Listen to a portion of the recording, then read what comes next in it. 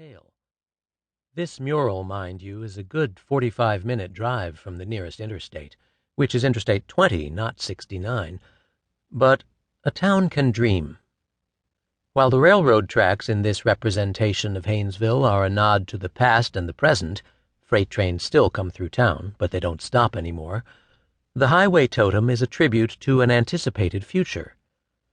I-69 in this mural is like the figure of Jesus in a fresco of the Second Coming, the long-awaited Savior that shall come one day from above to reward all who believe. Above, in this case, is north. I-69, as it now exists, starts up at the Canadian border in Port Huron, Michigan, makes a wide curve along the outer orbit of Detroit through Flint and Lansing, plunges south into Indiana through Fort Wayne, Muncie, and some of the wealthiest and fastest sprawling suburbs of Indianapolis, and then halts abruptly on the north side of the city's squared loop, I-465, where a flashing yellow sign reads, "Freeway Ends." This relatively short 360-mile piece of interstate is really no big deal. It's a stretch of dotted, divided asphalt that gets a little wider and more congested near the big towns, a little boring in between. Along it, people drive, listen to the radio, sit in traffic, talk on cell phones, get into sometimes fatal accidents. Hotels and restaurants cluster at the interchanges. Trucks stop for gas. Factories close and move overseas. And in the outskirts of the larger urban areas, bunches of houses with green lawns sprout up from the fields. But I-69 is remarkable for where it doesn't yet go, but where it one day might. Another 1,400 miles south to Mexico, through Evansville, Indiana, Paducah, Kentucky, Memphis, Tennessee, Clarksdale, Mississippi, El Dorado, Arkansas, Shreveport, and yes, Haynesville, Louisiana, Houston, Texas, and on down to the border towns of Brownsville and Laredo. This corridor, in the vast gaps between the major cities that prop it up like tent poles, is made up of the kind of America that Americans think of least. It's not the familiar interstate America, nor the wild, beautiful America of adventure magazines. It's not even the quirky roadside America portrayed in kitschy travel shows.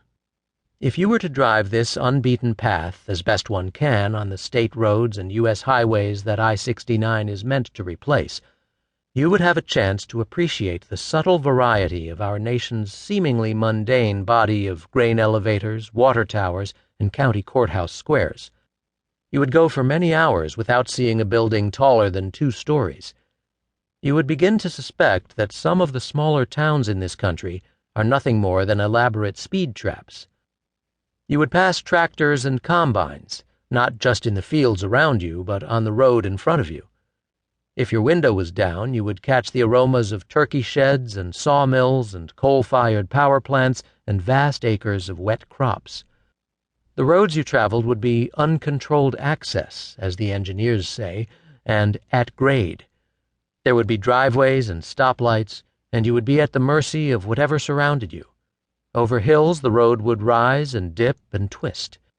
Where the landscape is flat and agricultural, the road would be barren and straight. And to towns of any size you would have to slow down and succumb, if only for a quarter mile.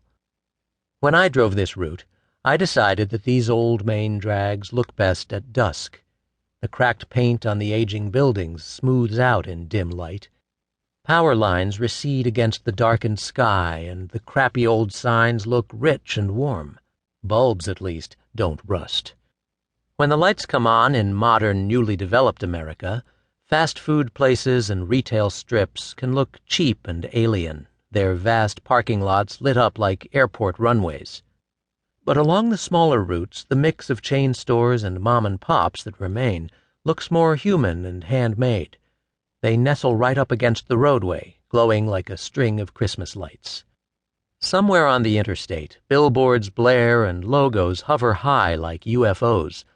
But when the off-interstate motorist starts to think about stopping for supper or sleep, the minor highway village slips into something more comfortable, puts on earrings, and hums a slow, sweet tune.